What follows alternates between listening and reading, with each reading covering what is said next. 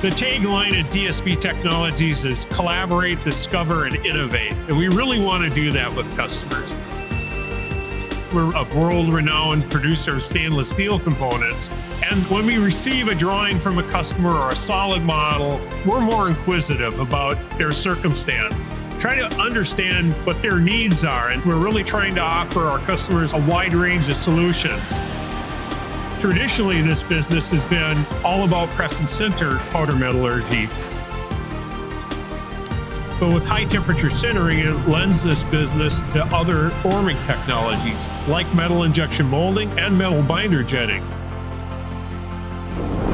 High temperature sintering is really at the core of our long-term strategy. With 32 continuous furnaces, it makes this a very unique business globally, and it's really important to the materials and the forming processes we're going to leverage. DSB Technologies invested in 3 platforms from Desktop Metals. We wanted to be able to do a great deal of material development work, and the Innovit's great for that. The 25 Pro is really a mainstay application development machine for us. The 160 Pro and its massive build box is all about volume production. Our X160 Pro with an 800 by 500 by 400 millimeter build die really allows us to create true production volumes. We're particularly excited to have the 160 Pro in our technology center. It's really the foundation of what we see our business doing going forward for volume production. Its integrated material management system is really second to none in the marketplace.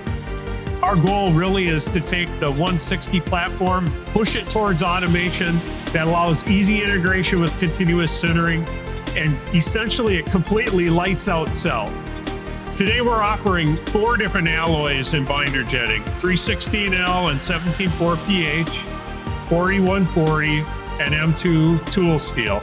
We have interests that go far beyond that, reactive materials like aluminum, so that'll be part of our longer-term strategic plan.